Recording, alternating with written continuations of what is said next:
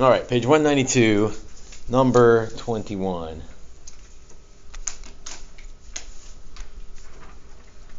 Another square root. I'm going to write that as the power of 1/2 because I'm guessing the product rule is in my near future. Let's see. Find the points of inflection and discuss the concavity of the graph of the function.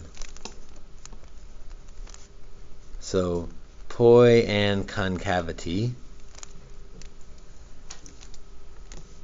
So again, now we know f. We know stuff about f prime, and we know stuff about f double prime. Poi and concavity, what does that go with? Double prime. That's a second derivative thing. Which is a bummer because now I'm going to have to take a second derivative of this.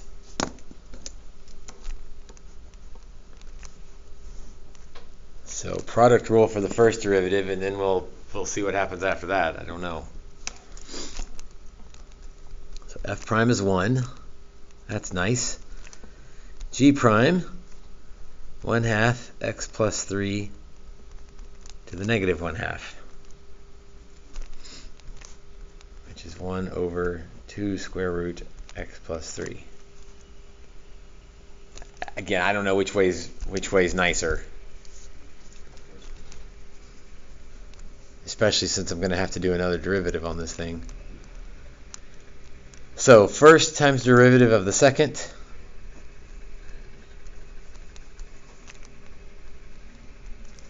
First times derivative of the second. Plus the other way around. Second times derivative of the first.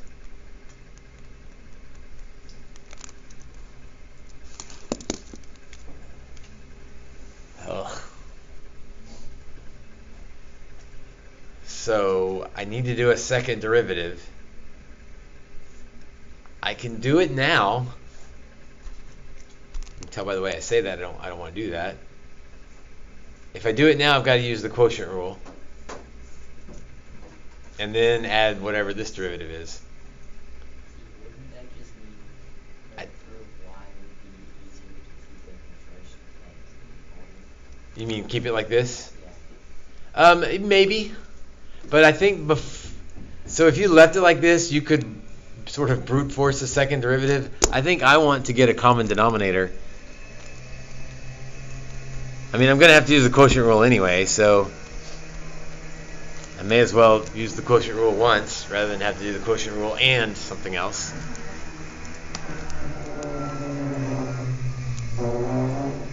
So x plus 3. Oh, whoops, that's not quite right yet because I need a 2.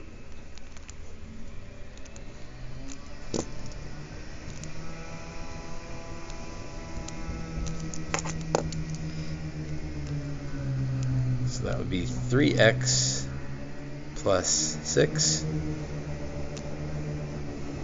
2 square root x plus 3. And all of that was to get derivative number 1.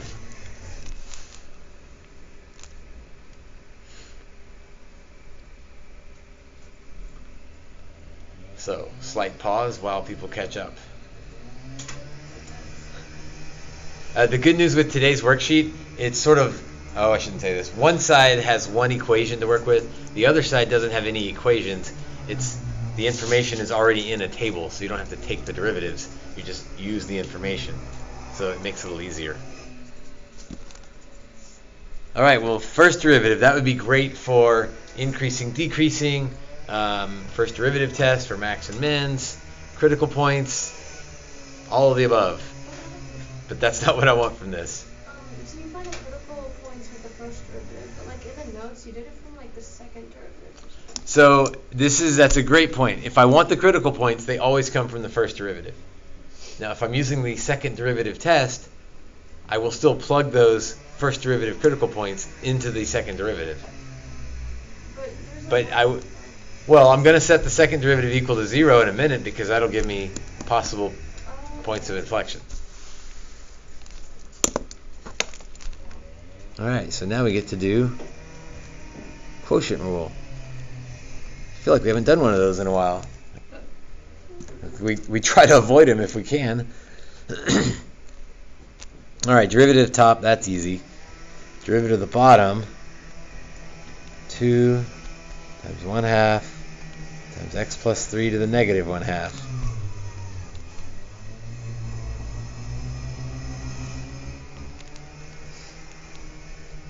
So the second derivative, okay, order matters for this one.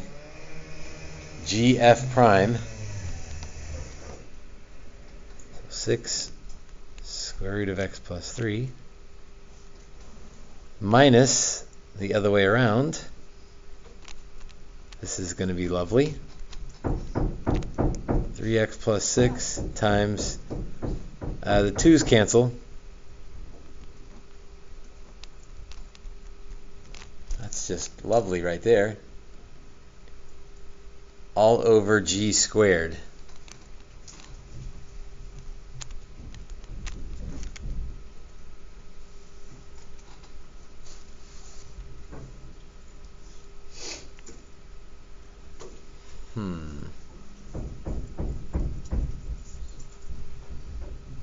Well, I want to set that equal to 0 to find the possible points of inflection.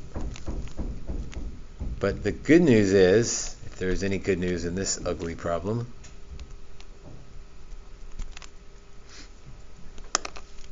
if f prime is 0, what would make the fraction 0, the top or the bottom? The top. So at least I can separate the two. I mean, the top is ugly enough on its own. I don't really want to mess with the bottom as well.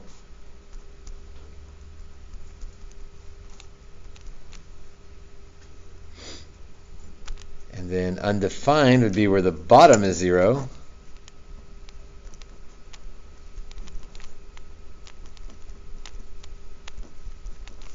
So that's an easy one.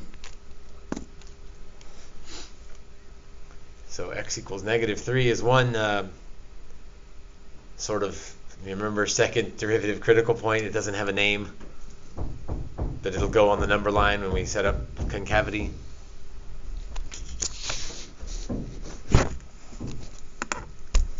All right, this is a mess, but I think there's a reasonable solution here. If I multiply both sides by square root of x plus 3, actually that turns into a great solution. Wait, for the first one, we got x equals -3. Could you like find that from like the equation itself? Like that -3 would take out the square root. Yeah, you could get it from a couple places. You could see that -3 won't work right there, because that would be a 0 in the denominator. -3 won't work right there, because that's a 0 in the denominator. So, yeah, you could get it from either one of those places to say x can't be -3. If I multiply through by square root of x plus 3, I'm going to get 6 times x plus 3 minus, what's going to happen on the second set of terms? It cancels. So minus 3x plus 6 equals 0. So that went from really ugly to not real bad pretty quickly. 6x plus 18 minus 3x minus 6 equals 0. So 3x plus 12 equals 0. So x equals -4.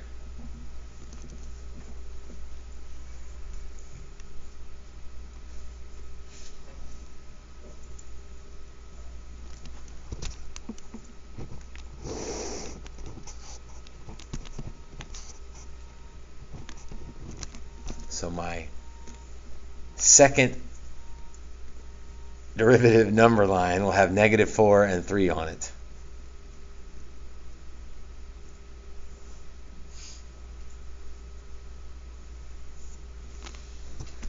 So I need tributes.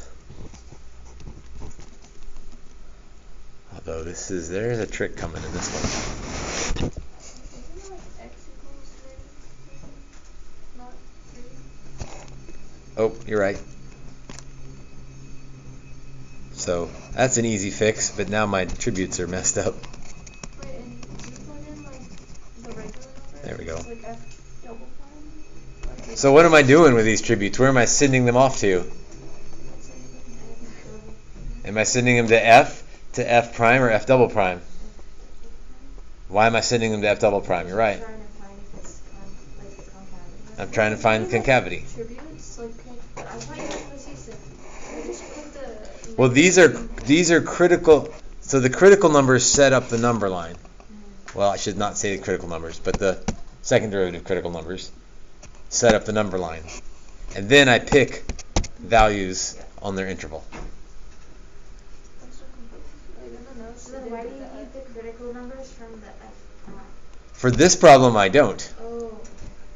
I don't need the critical numbers from F prime for this problem, because this problem didn't ask me about maxes and mins. So we said we're going to send these into the second derivative. So if I plug in -5, this is going to blow up in a hurry here. I end up trying to take the square root of -2. Yeah, no. F double prime of -5 is a big no, because I can't square root a negative number. So it doesn't even exist. In fact, if you go all the way back to the original function,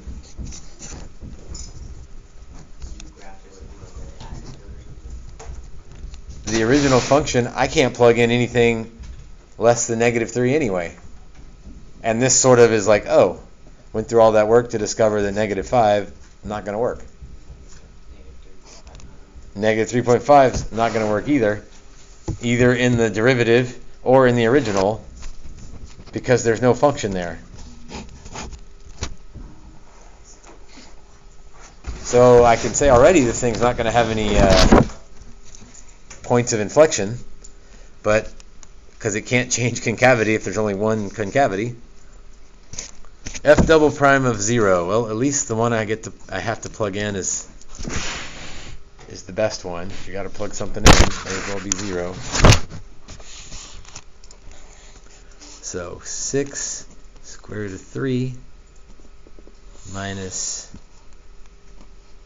6 times 1 over square root of 3 all over 4 times 3. I only care about positives and negatives. 4 times 3 is positive. Now, I'm not great with 6 times square root of 3 or 6 divided by square root of 3, but I definitely know which one's bigger, right? Which one's bigger? 6 times square root of 3 would be bigger than 6 divided by square root of 3. So that's going to be positive. So if the second derivative is positive, what does that mean about f? Concave up from -3 to infinity. And there are no points of inflection because it didn't get concavity never changed. If you wanted to check that, this would be a no calculator question, but if we want to sort of verify. Why can't it just be a calculator? It's not. Well, even if it was a calculator question, you still have to do all that. Yeah, but like you still are expressing how you know it, and you can't use the calculator to just like get around doing the calculus, right? So the calculator is just there to help. Make sure you don't make Okay, there's our graph. So, change the y value a little bit there. See more of it. So, yeah, that's concave up the whole way. So there's no points of inflection. And obviously the calculator, we find that out right away. But now we know sort of the calculus way to show that the graph is concave up the whole way. Emma? Would you always use the parentheses for like the -3, or would you put a bracket, or how would you? That's a great question. Let's see.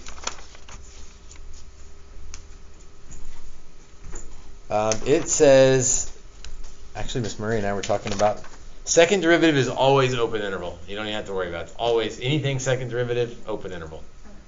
What about first derivative? First derivative is a little more tricky, remember, because it's continuous on the closed, differentiable on the open.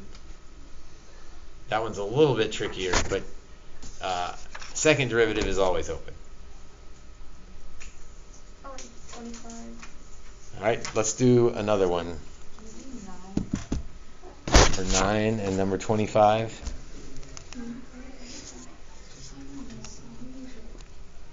9 and 25. Yeah, we'll do 9 and 25. F of x equals x squared plus 1 over x squared minus 1. I'm already thinking quotient rule plus the second derivative is probably going to make this awful. Determine the open intervals on which the graph is concave up or concave down. So concavity, that means second derivative. So, yep, here we go. F and G.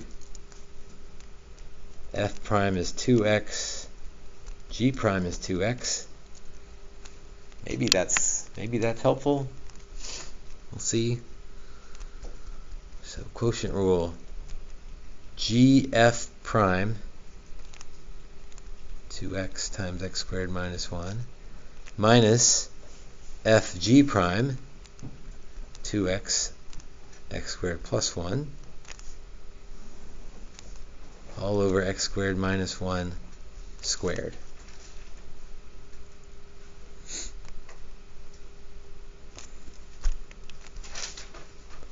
So 2x cubed minus 2x minus 2x cubed minus 2x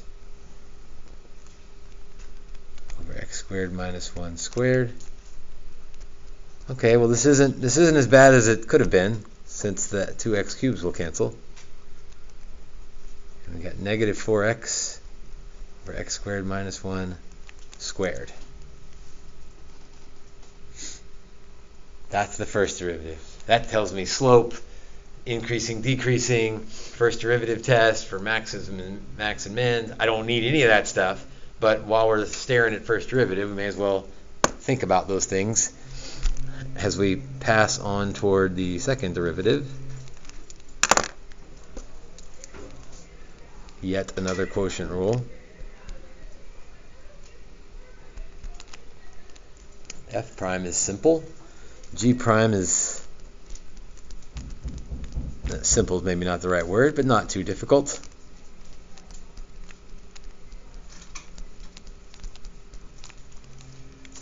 All right, so power rule and chain rule for the derivative of G.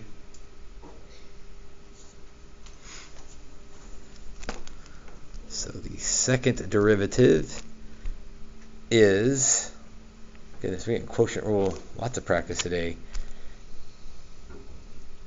GF prime, so negative 4 times x squared minus 1 squared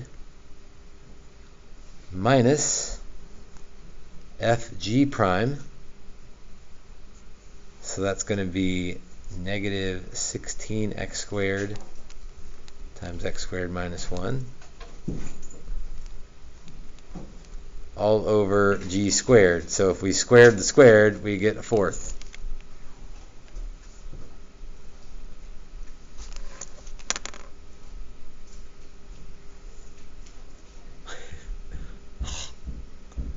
But there's good news within that mess, because something can cancel. Is there a factor in all of that stuff that we could reduce by? X squared minus 1. There's two of them. Well, here's one of them, so he's gone. This goes down to 3, and that goes down to 1. So we got rid of, simplify this a little bit. So negative 4 x squared minus 1 plus 16x squared all over x squared minus 1 cubed.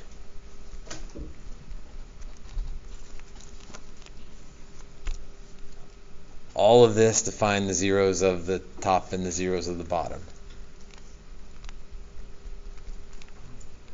So the top would be, or the second derivative is 0 and the top is 0.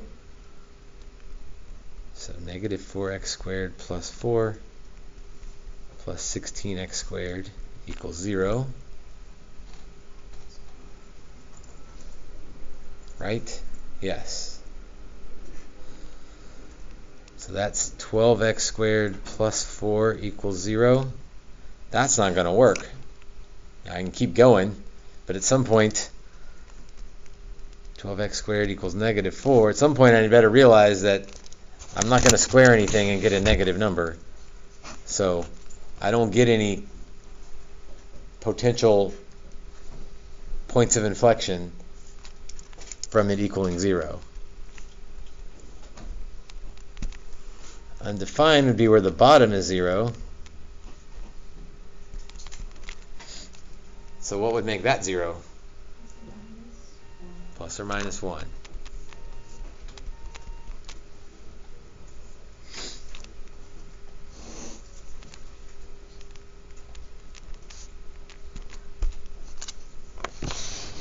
Those go on my number line. My volunteers from each interval. Where am I sending those volunteers? Why the second derivative? Because I'm looking for concavity. So the second derivative at negative 2. Oops, maybe I should have cleaned this up to begin with. Would be 12x squared plus 4 in the top over x squared minus 1 cubed. Oh, that's kind of nice because 12x squared plus 4 is always going to be positive. Right? Square number times 12 plus 4, positive. Plug in negative 2 for the bottom. 4 minus 1 is 3. 3 cubed is positive. So f double prime is positive. F is concave up.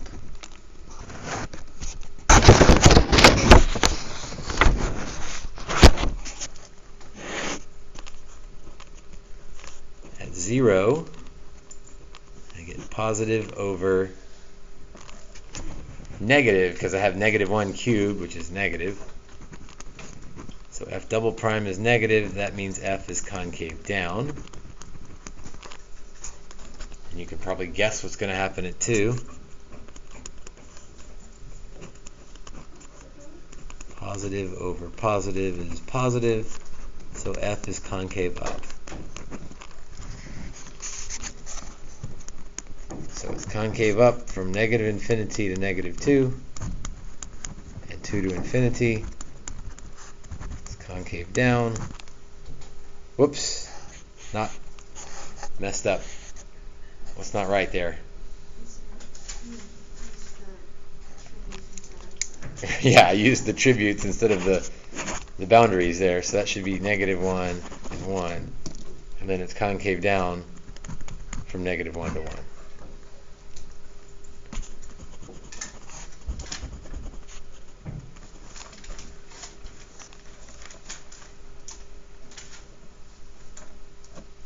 So in most of these problems, there's sort of two parts to the problem. There's the mechanics of taking a derivative, or a second derivative, which is a pain because you got product rule and quotient rule and sines and cosines and all that stuff. That's the mechanics of it. And then once you get your answers, it's like, well, how do I make sense of it? What's the concept going on? If f double prime is positive, what's that mean? If f double prime is negative, what's that mean? And so this is definitely hard stuff. There's lots of stuff going into these. We can do one more. Which one? 25. Wait a minute. Did that one ask for points of inflection? No, it just asked for concave up, concave down. Which, that's kind of tricky because negative 1 and 1 are not points of inflection because they're not points. Those would be asymptotes. So they're asymptotes of inflection, if that makes any sense. So the points of inflection are where it's double prime equals Or undefined, 0. Or and changes signs. But the function has to be defined there. The function isn't defined at 1 and negative 1. So it can't be a point of inflection if it's not a point. Right? Don't move on to the inflection part until you got the point part figured out. 25. We'll close the homework session with a little bit of trig.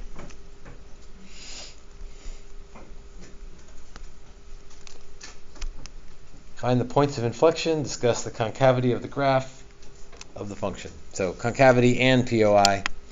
Although sine of x over 2, yeah, the period is, I guess, messed up, but I know what the graph looks like. So there's no asymptotes, no jumps, nothing too crazy. So first derivative of sine would be cosine. But chain rule, derivative of x over 2 is 1/2.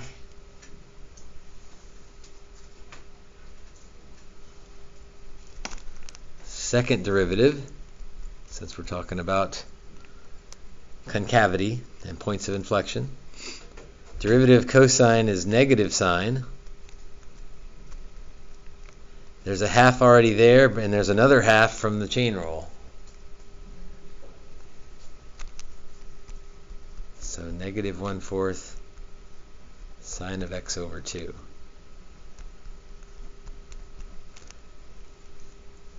Now I think the good news is, because we're only concerned about zeros, positives, and negatives, if you messed up the chain rule on this one, it's not going to affect your final answer, because that's only changing the constant out front.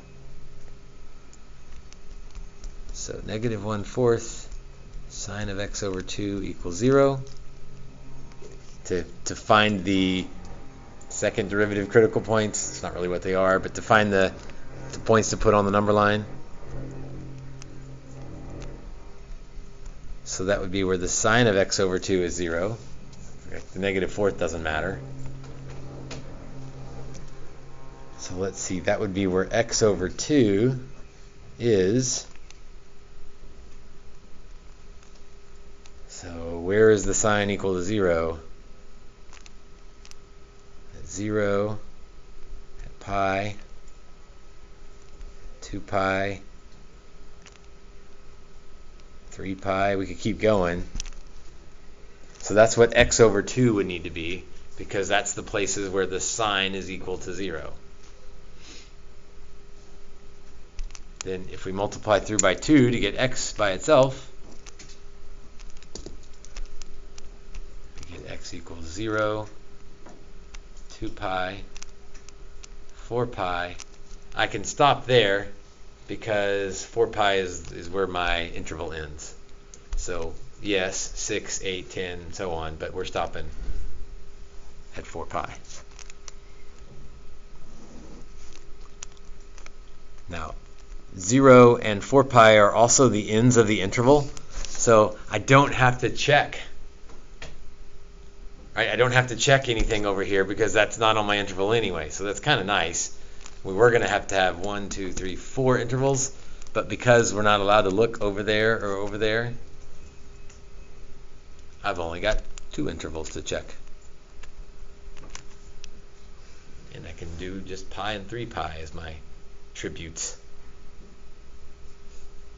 And where am I putting pi and 3 pi? Why the second derivative? Because we're talking about concavity. So the second derivative at pi is negative 1/4 sine of pi over 2. Let's see, the sine of pi over 2 is 1. So that's negative 1/4.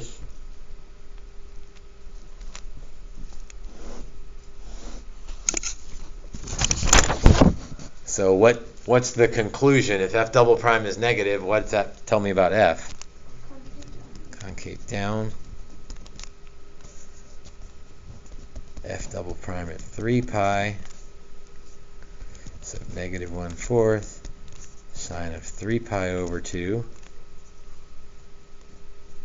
Negative times sine of 3 pi over 2 is negative. So f double prime is positive. That means f is concave up. So concave down from 0 to 2 pi. Concave up 2 pi to 4 pi.